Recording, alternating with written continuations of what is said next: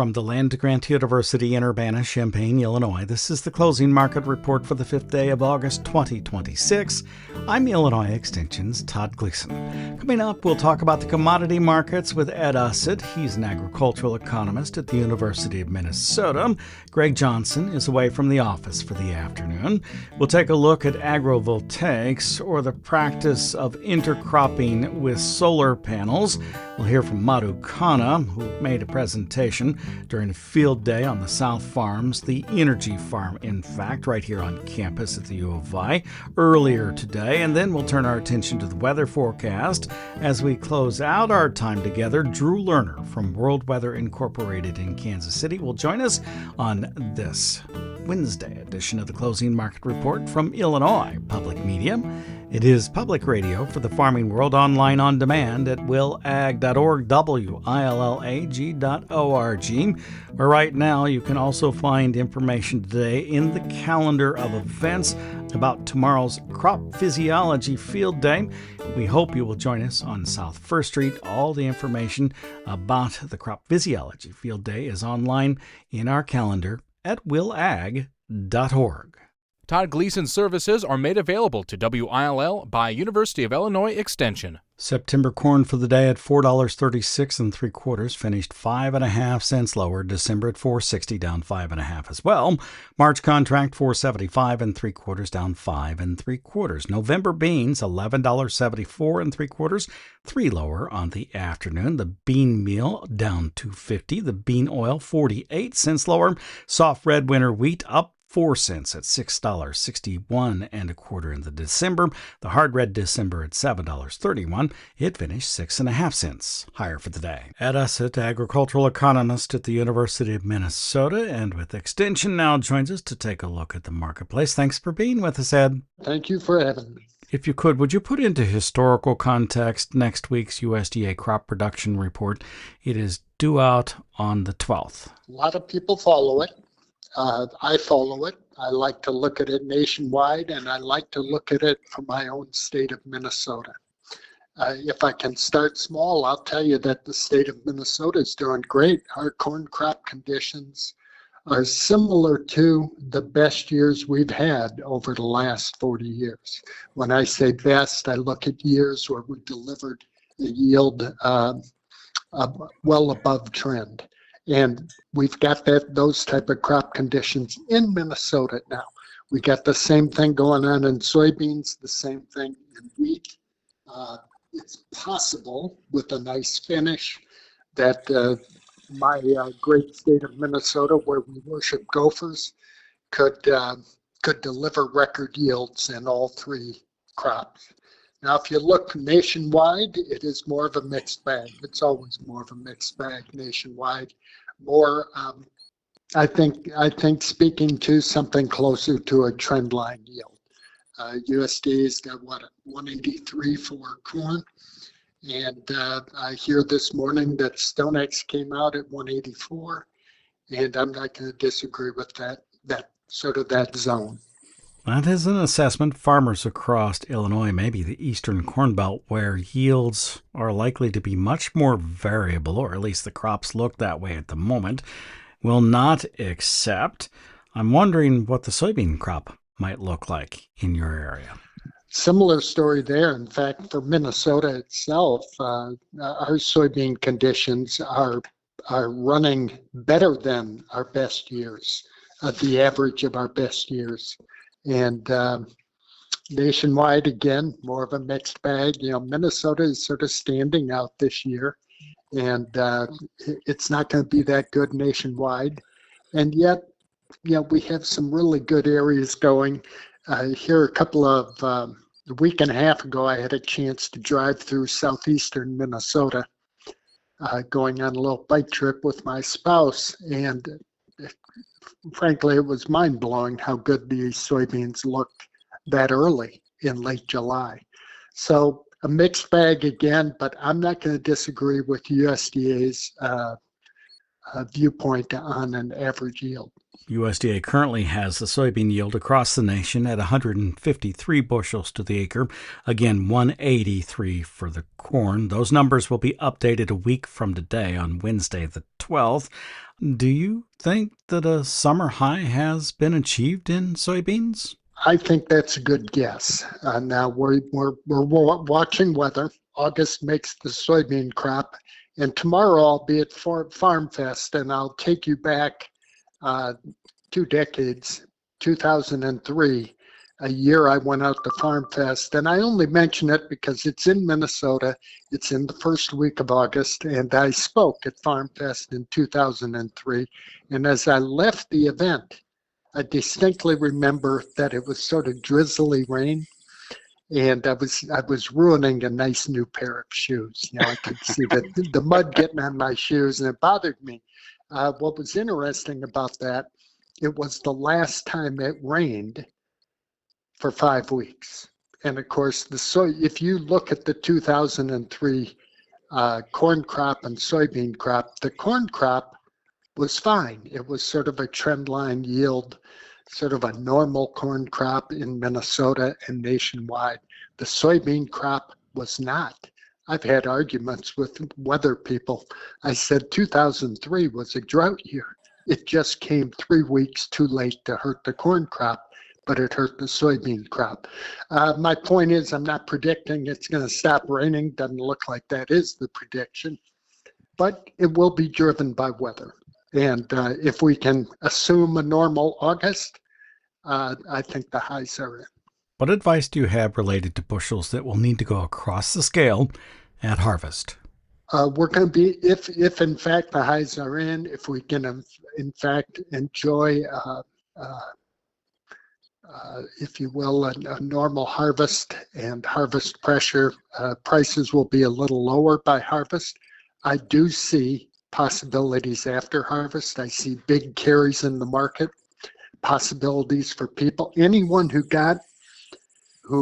had the nerve to get some new crop sales done in the May bulge, in the echo that came in the last month in July, if they got some sales off with a hedge to arrive or a future sale, there's a great opportunity to roll that hedge forward, particularly in corn, from the D's to the March, the May, or the July of 2027 contract, and add more to the bottom line. That doesn't help you much at harvest. If you've got to run it across the scale, we're probably going to be disappointed at harvest. I don't think we're going to see the lows we saw in the last 2 years. That got very extremely low. I remind people the December contracts of the last 2 years both dipped below $4 a bushel at harvest, or I should say it by late August of each year. Here we are at 461. I'm not suggesting we're going to go under $4 a bushel this year. I don't think the fundamentals are there, but could we go another 20, 30 cents lower? Unfortunately, yes. Hey, thank you much for taking some time with me today, Ed. Okay, Todd, thank you. Ed Usset is an agricultural economist at the University of Minnesota and with Extension. This morning, I joined the Agrivoltaics Field Day on South Campus at the Energy Farm and spoke with Madhu Khanna. She's the director of the Institute for Sustainability, Energy, and Environment, or ICE, at the University of Illinois. I asked her to tell me about the SCAPES project, or Sustainability Collating Agricultural and Photovoltaic Electrical Systems, at the University of Illinois. It's funded by USDA. And it explores growing crops underneath or between solar panels to maximize land productivity, boost farm profits, and merge renewable energy generation within agriculture. It has been going on now for 5 years.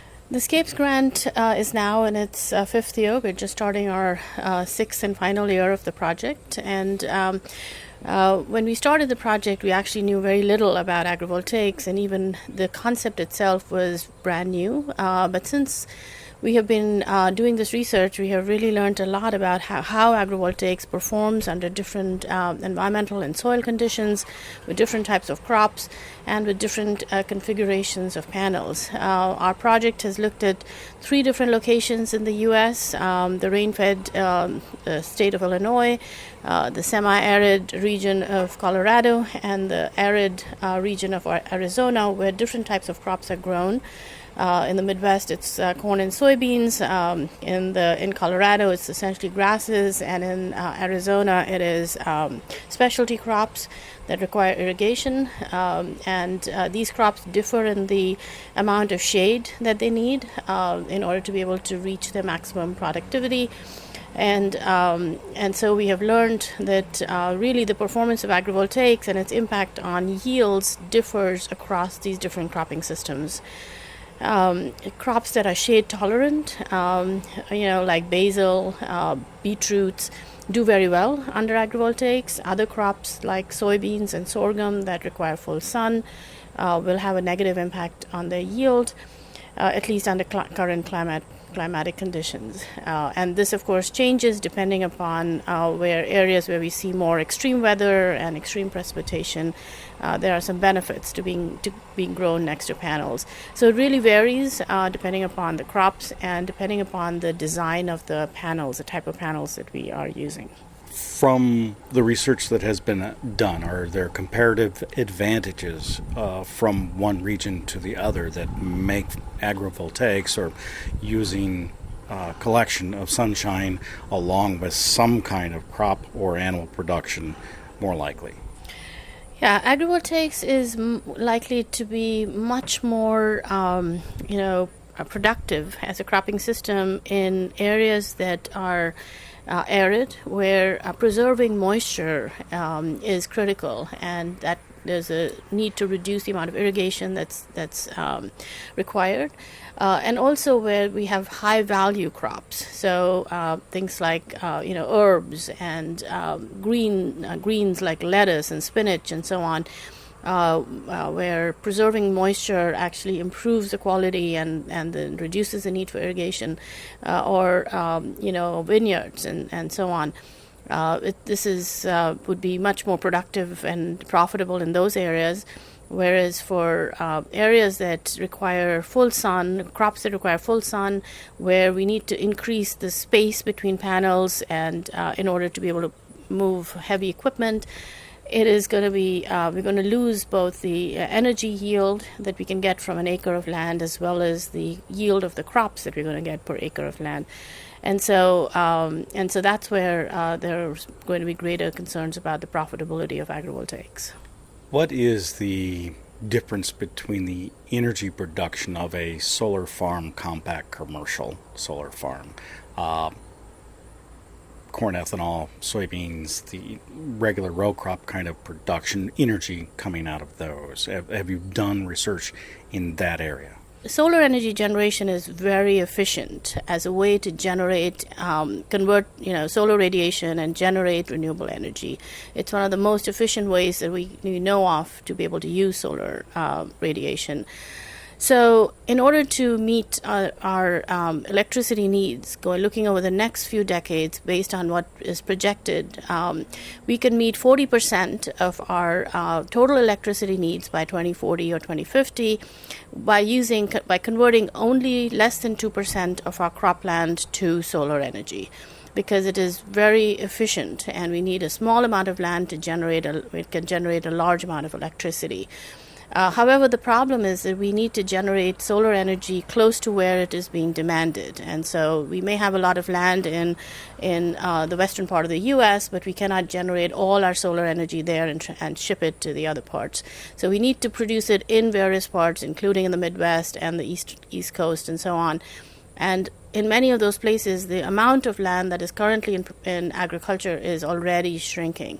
And converting some of that land into solar panels then means that it can make those agriculture communities unviable and lead to infrastructure challenges and so on. So that's where the issues related to the concerns about taking land away from agriculture are coming up. That is Madhu Khanna. She is the director of the Institute for Sustainability, Energy, and Environment, or IC, right here on the Urbana-Champaign campus of the University of Illinois.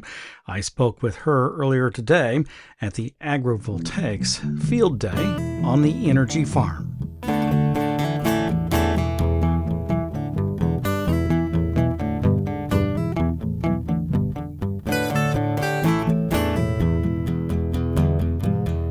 Let's turn our attention to the growing regions across the planet and what the weather and climate has been like. Drew Lerner is here now from World Weather Incorporated in Kansas City. Hi, Drew. Thanks for being with us. Yeah, I hope everything's going good over your way. Kind of staying status quo at this point, and that is a phrase that I think you have been using for the weather across the planet and the growing regions. Why is that the case? Yeah, we are in a big stagnant rut here for the world, and I think it can all be attributed to the El Niño phenomenon. It is such a large event and so significant that it is controlling certainly the tropical weather, and there's an oscillation that occurs in the tropics called Madden-Julian oscillation, and it has really put that phenomenon into what looks like an infinite loop where it does not rain well in southern parts of Indonesia, and it continues to restrict some of the rain in other tropical areas of the world. But it seems like it's having some influence on the mid-latitudes too, because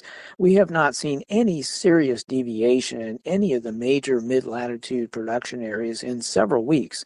And it can be tied back to the start of the El Niño event. So I believe that it is having some influence in that respect. And if we start looking at some of these places, China's had a very good year overall. Probably the only thing that's been threatening to China is it's been a little bit too wet in the south, but the main corn and soybean areas are getting plenty of moisture, and I don't think there's been any serious temperature anomalies that have occurred, so I think they're on the right track there to do fairly well. Some of the rice areas in the south have probably been a little bit too wet. Now, we do have a rather large typhoon that's headed for China, and that might set the apple cart here a little bit. It should come inland this weekend. It will be a large event producing some flooding rain over a fair amount of eastern China. So that'll be something that will be watched. But really, China is in the same boat today than it was, 2 or 3, 4 weeks ago. And we kind of say the same thing about India. The only thing I want to say about India, though, is that we are going to see some more traditional El Niño influence starting next Monday. And from next Monday, for the following 2 full weeks, India is going to see a below normal precipitation bias once again. And it's going to be more notable this time around. They've done really well with rainfall in recent weeks, but I think they're going to turn a corner here. It's going to get a little bit more interesting in that country. Can you tell me a little bit more about Indonesia itself as it's related to the dryness? This is a place that produces an awful lot of palm oil, and August is a month that can drive soybean prices, particularly if there is enough dry weather in Indonesia through the fall months. What do you think of that crop? Yeah. Or at least the weather there. Most of the short-rooted crops in Indonesia, that would be like corn and sugarcane and some rice too, for that matter, those crops are already being hurt by the below normal precipitation that has occurred for at least 2 months now. The topsoil and subsoil running short to very short. But the tree crops, the oil palm, the rubber, the coffee and cocoa and coconut, all those deeper rooted trees have the ability to tap into some deeper subsoil moisture. So they have not been impacted yet. But this El Niño is only 2 months old, and it's got 4 more months to go before it reaches its peak. And if it continues at the level of intensity that it's at today, which is the prediction, that we will most likely see stagnant conditions in Indonesia. And so these tree crops will eventually run low on moisture. So as you ask about the autumn season, these next 2 or 3 months, we'll see a steady decline in that deep-rooted moisture level, and crop stress will evolve. And this is one of the reasons why when El Niño occurs, oil palm is not usually impacted in the first few months, but usually something like 4 4 to 6, 7 months down the road, it usually has a notable decline in production, and that's the road we're on. Okay, so now turn your attention to the growing regions in the United States. Start in the northwestern Corn Belt. There had been concern.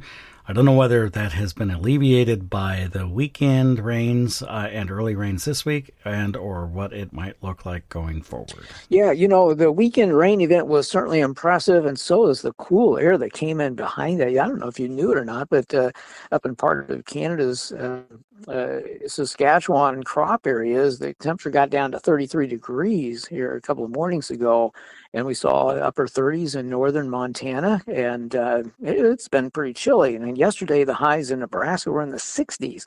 So that cool down has really helped a little bit for those areas that did not get good rainfall over the weekend. Now, those areas are concentrated mostly on a small pocket in southeastern South Dakota, northeastern Nebraska, northwestern Iowa, and part of southwestern Minnesota. And that area is still pretty darn dry and needs to see some significant moisture. But because it did get so cool, the crops are getting a little bit of a break. They're kind of on hold at the moment, but they still need that moisture replenishment.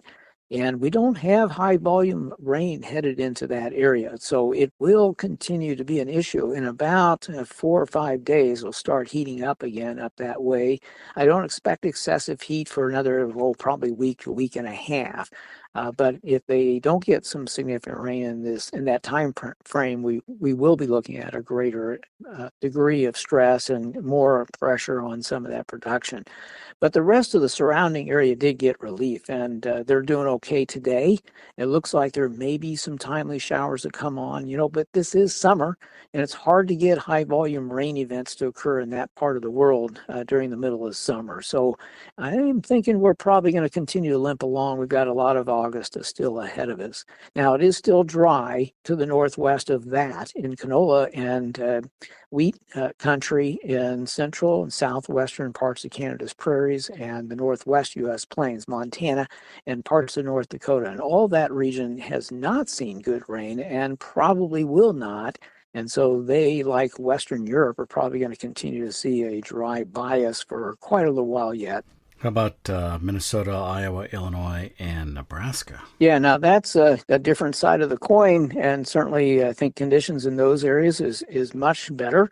Iowa's had a number of rain events, except in the northwest, as I mentioned before.